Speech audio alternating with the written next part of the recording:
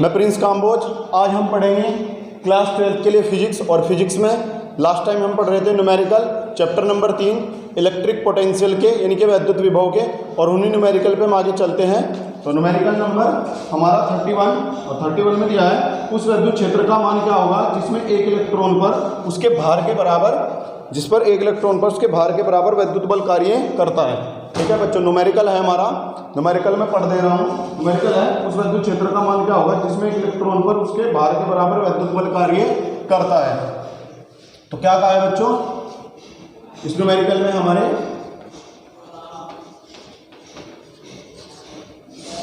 Numerical में दिया है कि इलेक्ट्रॉन का जितना भार होगा उसके बराबर उस पर विद्युत बल कार्य करेगा। मतलब इलेक्ट्रॉन का भार बराबर विद्युत बल। ठीक है, और सभी को पता है इलेक्ट्रॉन का जो आवेश होता है वो 1.6 × 10⁻⁻19 कूलाम, और द्रव्यमान होता है इलेक्ट्रॉन का 9.1 × 10⁻31 किलोग्राम। ठीक है, 9.1 × 10⁻31 कूलाम होता है। उसके बाद क्या कहा है तो विद्युत क्षेत्र E का मान ज्ञात कीजिए कितना होगा, जबकि G बराबर सभी ने पता है ग्रेविटी होती है कितना होता है, G बराबर 9.8 मीटर पर सेकेंड स्क्वायर। तो हम उसको यहाँ से सॉल्व करेंगे। तो इलेक्ट्रॉन का भार क्या होता है W, और बल लिया है F, और W बराबर सभी ने पता है mg, और बल बराबर होता है QE, क्योंकि जब किसी आवेशित कण को विद्युत क्षेत्र में रखते हैं तो उस पर एक विद्युत बल कार्य करता है, वो होता है QE। M का मान हमारे पास है 9.1 × 10⁻⁻31, G की वैल्यू है 9.8 = Q की वैल्यू है 1.6 10⁻⁻19, और E हमें फाइंड आउट करना है।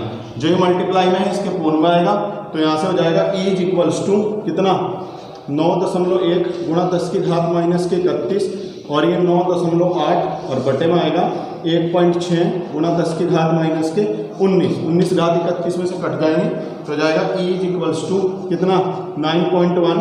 अब 19 घात 31 में से कट गई तो घात कितनी बच रही है बच्चों यहाँ से, तो बचेगा 10⁻12, और ये 9.8 और बटे में आएगा 1.6।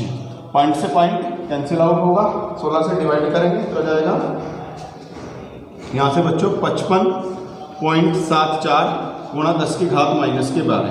इतने न्यूटन पर कूलाम का विद्युत क्षेत्र होगा।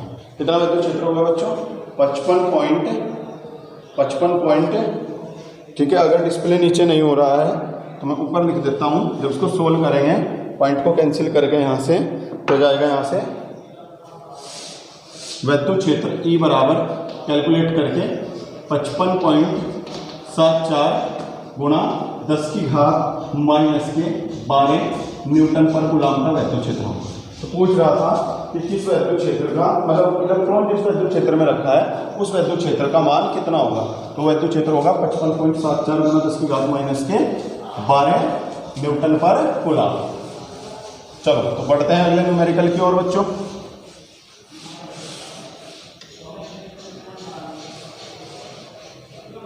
अगला न्यूमेरिकल है बच्चों न्यूमेरिकल नंबर, ध्यान दें। ठीक है, अगला न्यूमेरिकल करते हैं न्यूमेरिकल नंबर 32 में क्या कहा है 32 में कहा है 4.8 × 10⁻12 किलोग्राम द्रव्यमान के कण पर 2.4 × 10⁻16 कूलाम का आवेश है। यह कण दो अक्षैतिज आवेशित प्लेटों के मध्य विराम अवस्था में लटका हुआ है। प्लेटों के बीच की दूरी 1 सेंटीमीटर है। G बराबर 10 मीटर पर सेकंड स्क्वायर है। तो प्लेटों के मध्य आरोपित विभवांतर कितना होगा। देखो बच्चों, कोई कण है जिसका द्रव्यमान दिया है m बराबर 4.8 × 10⁻12 किलोग्राम। कितना दिया है बच्चों 4.8 × 10⁻12 किलोग्राम दिया है। उसके बाद का इस कण पर जो आवेश है वो दिया है Q बराबर कितना बच्चों, ये दिया है 2.4 × 10⁻16 कूलाम आवेश दिया है।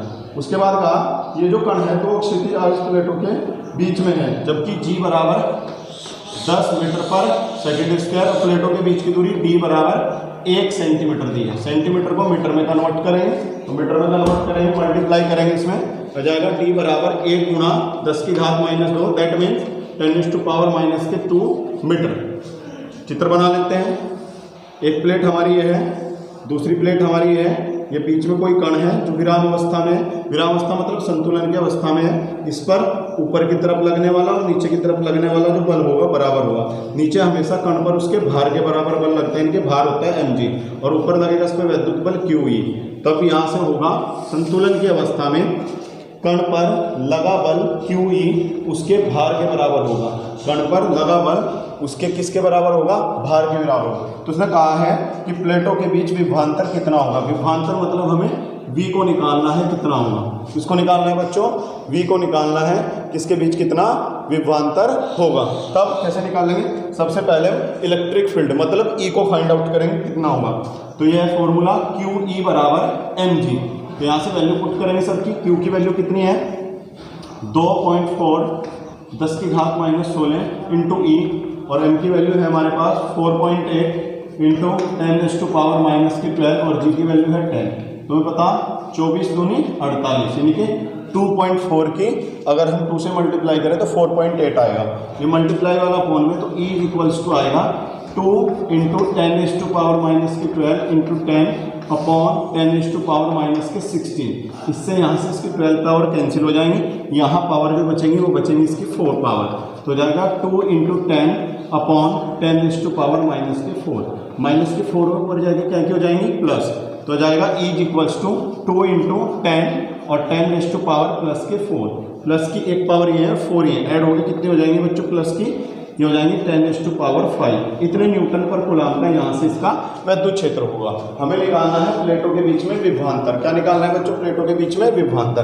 तो सभी ने पढ़ा है वैद्युत क्षेत्र बराबर प्लेटों के बीच आरोपित विभवांतर अपॉन प्लेटों के बीच की दूरी। और प्लेटों के बीच की दूरी आप d कहो x कहो कुछ भी कहो। तो जाएगा यहाँ से E equals to V upon T।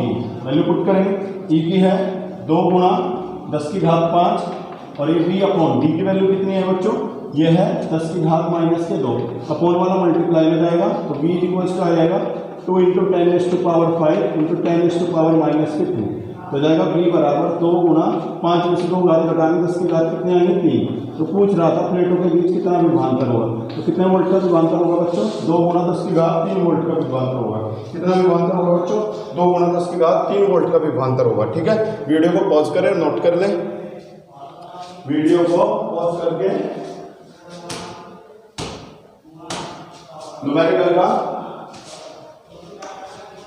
Numerical का सॉल्यूशन नोट करें।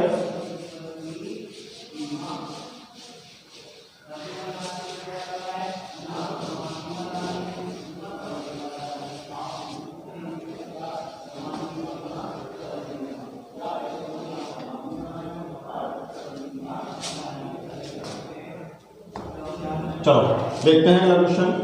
क्वेश्चन नंबर 34 में कहा है 500 न्यूटन पर कूलम्ब के वैद्युत क्षेत्र में 10⁻⁻4 सेंटीमीटर त्रिज्या की पानी की एक बूंद स्वतंत्र रूप से वायु में लटकी है। पानी की बूंद के आवेश की गणना कीजिए। देखिए जरा, ये हमारा वैद्युत क्षेत्र है। इस वैद्युत क्षेत्र में कोई पानी की बूंद इस तरीके से लटकी हुई है, सस्पेंडेड है, और प्लेटों के बीच जो मीडियम है हमारा वो एयर है, यानी कि वायु है। ठीक है, तो सबसे पहले हम देखेंगे कि प्लेटों के बीच वैद्युत क्षेत्र दिया है, वो दिया है E बराबर कितना बच्चों? 500 न्यूटन पर कूलम्ब का। कितना दिया है बच्चों? 500 न्यूटन पर कूलम्ब का। और बूंद की जो त्रिज्या है वो दी है R बराबर 10⁻⁻4 सेंटीमीटर। तो बूंद के आवेश की गणना करनी है कि बूंद पर कितना आवेश होगा, मतलब हमें निकालना है Q का मान। किसका मान निकालना है बच्चों? Q का मान। जब कोई बूंद इस तरीके से लटकी है तो बूंद का भार और इस पर वैद्युत बल हमेशा आपस में क्या होते हैं? बराबर होते हैं। क्या होते हैं बच्चों? बराबर होते हैं। सेंटीमीटर को मीटर में बदलेंगे तो 10⁻⁻4 गुना करेंगे 10⁻⁻2 से, तो जाएगा 10⁻⁻6 मीटर। कितना होगा बच्चों? 10⁻⁻6 मीटर होगा। ठीक है, अब करना क्या है हमें? सभी को पता है जब कोई कण विराम अवस्था या स्वतंत्र रूप से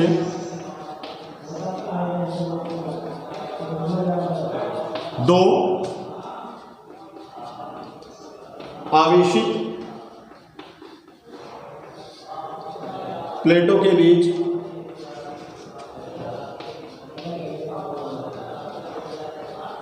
लटका हो तो उस समय उस पर कार्यरत विद्युत बल उसके कण के भार के बराबर होता है। तो विद्युत बल इस पर लगा है QE और कण का भार कितना है mg है बच्चों। कितना है कण का भार बच्चों? mg है। तो हम क्या करेंगे, यहाँ सबकी वैल्यू रखेंगे और हम फाइंड आउट करेंगे Q को।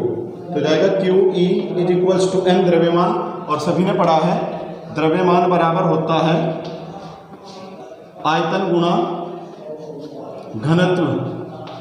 द्रव्यमान बराबर क्या होता है? आयतन गुणा घनत्व। द्रव्यमान बराबर आयतन हमने लिया v और घनत्व लिया ρ और इंटू g। सबके मान रखेंगे तो जाएगा यहाँ से QE बराबर v क्या है? आयतन किसका? बूंद का आयतन। तो बूंद का आयतन मतलब बूंद गोले की तरह, और गोले का आयतन 4/3 पाई त्रिज्या की घात 3 इंटू ρ और इंटू g। ये Q गुणा में, सॉरी ये E गुणा में है तो इसके कोण में आएगा, तो Q बराबर आ जाएगा 4/3 पाई। R की वैल्यू रखेंगे। R की वैल्यू हमारे पास है 10 की घात -6, इसकी घात 3, और ρ जो होगा वो 10 की घात 3 होगा वाटर के लिए, और G की जो वैल्यू होगी वो होगी कितनी? 10 अपॉन में हमने लिया है इसके E। तो जाएगा Q इज इक्वल्स टू 4 पाई, और ये यहाँ से 10 की घात कितनी हो जाएंगी? 36 18, 10 की घात -18 और एक घात ये 3 ही है, तो 10 की घात कितनी हो जाएंगी? 4, और बटे में 3, और E का मान कितना है बच्चों? 500 है। तो सोल्व कर देंगे। ये हो जाएगा Q बराबर 4 पाई 10⁻18 में से 4 घटाएंगे तो 10 की घात -14 बटे हो जाएगा 3, 500 लिखेंगे 5 गुणा 10 की घात 2। सोल्व करेंगे क्वेश्चन को, तो सोल्व कर दें। ऊपर पावर जाएगी तो जाएगा 4 पाई 10 पावर, ऊपर जाएगा -3, इसमें जुड़ जाएंगे 16 और बटे 5×15। तब आवेश जो आएगा हमारे पास सोल्व करके वो आएगा Q बराबर 8.2 गुणा 10 की घात -17 कूलम। पूछ रहा था कितना आवेश होगा, तो इतने कूलम का आवेश होगा। ठीक है बच्चों, वीडियो को पॉज करें और न्यूमेरिकल का सॉल्यूशन नोट कर लें।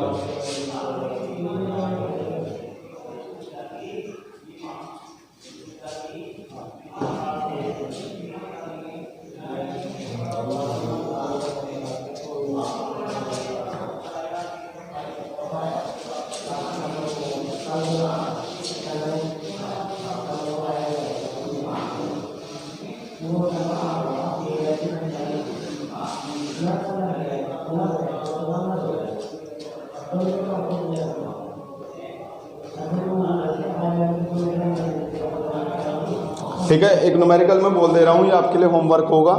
न्यूमेरिकल लिख लें। एक धनावेशित तेल की बूंद 1 सेंटीमीटर की दूरी पर स्थित 2 प्लेटों के मध्य उत्पन्न विद्युत क्षेत्र में स्थित है। उत्पन्न विद्युत क्षेत्र में स्थिर है।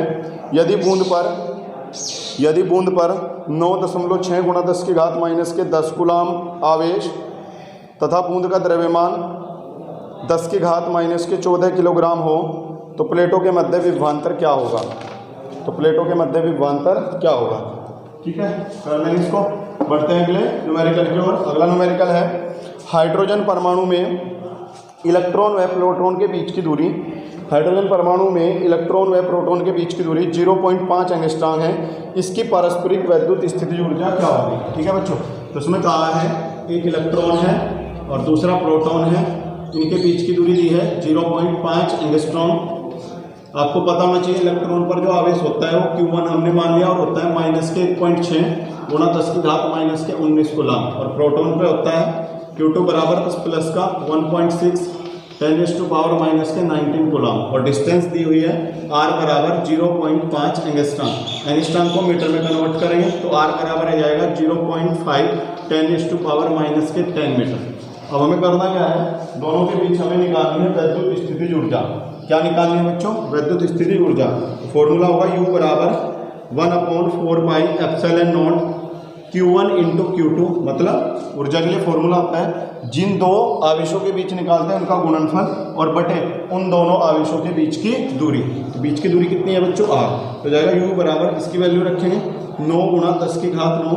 Q1 का मान है -1.6 गुणा 10 की घात माइनस के 19, Q2 का मान है 1.6 गुणा 10 की घात माइनस 19 और बटे में दिया है R का मान कितना है बच्चों 0.5 और गुणा 10 की घात माइनस के 10।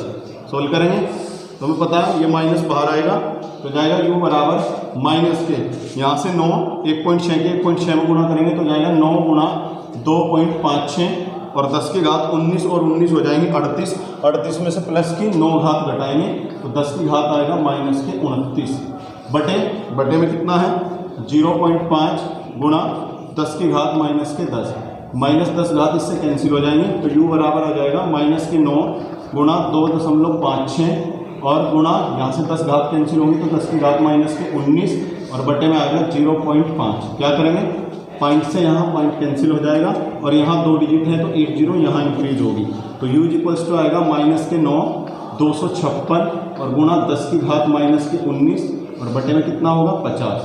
तो क्या करेंगे यहाँ से 5 से इसको कैंसिल कर देंगे तो आएगा यहाँ से 10 और 5 से काटेंगे 5 5 25 कितना आएगा यहाँ से 5 चिकन 5 और 5 दूनी 10 तो u बराबर आ जाएगा माइनस के 9 गुणा 51.2 इंटू 10 टू पावर माइनस के 19 अपॉन 10 की पावर 1 प्लस की है जब ऊपर जाएगी क्या की होगी माइनस की होगी तो जाएगा यहाँ से u बराबर माइनस के 9 51.2 और 10 की घात ये ऊपर जाएगा माइनस की होगी इसमें ऐड होगी तो 10 की घात माइनस के 20 हो जाएगा। 9 की मल्टीप्लाइज के साथ करेंगे तो ऊर्जा आएगी हमारी u बराबर कितनी 9 की इसके साथ 9 दूनी 18 यहाँ से लग जाएगा और यहाँ से 9 1 9 9 और 1 10 अब की बार भी यहाँ से ले और 9 5 45 और 1 46 कितने एक के बाद लगेगी तो समझ लो 1 और गुणा 10 की घात माइनस के 20 तो पूछ रहा था कितने जूल ऊर्जा होगी तो इतने जूल ऊर्जा होगी। आप क्या कर सकते हो डेसिमल को लेफ्ट या राइट साइड में जाके इसकी 10 की पावर हम यहाँ से चेंज कर सकते हैं मतलब अगर मैं यहाँ से पॉइंट को इधर लेके चलूँगा तो पावर में क्या होगा जितने डिजिट चलेंगे उतने ही नंबर ऐड होंगे, अगर राइट साइड चलते हैं तो उतने ही नंबर लेस होने हैं। ठीक है आपको न्यूमेरिकल सोल्व करने हैं ना कि आंसर मैच करने हैं। ठीक है अगला जो क्वेश्चन होगा वो भी मैं आपके लिए छोड़ दे रहा हूँ। अगला क्वेश्चन लिख लेंगे यूरेनियम 238 नाभिक में 2 प्रोटॉन 6.0 गुणा 10 की घात माइनस के 15 मीटर दूर हैं, इनके बीच वैद्युत स्थिति ऊर्जा ज्ञात कीजिए। 2 प्रोटॉन दिए हैं जिनके बीच की दूरी दी है 6.0 गुणा 10 की घात माइनस के 15 मीटर, इनके बीच वैद्युत स्थिति ऊर्जा निकालनी है। ठीक है बच्चों अगर किसी बच्चे की कोई प्रॉब्लम है तो मेरे व्हाट्सअप नंबर पर आप अपनी प्रॉब्लम शेयर करें, कमेंट सेक्शन में मुझे बताएं, जो भी आपकी न्यूमेरिकल प्रॉब्लम होगी उसे सोल्व करेंगे। कल हम पढ़ेंगे चैप्टर नंबर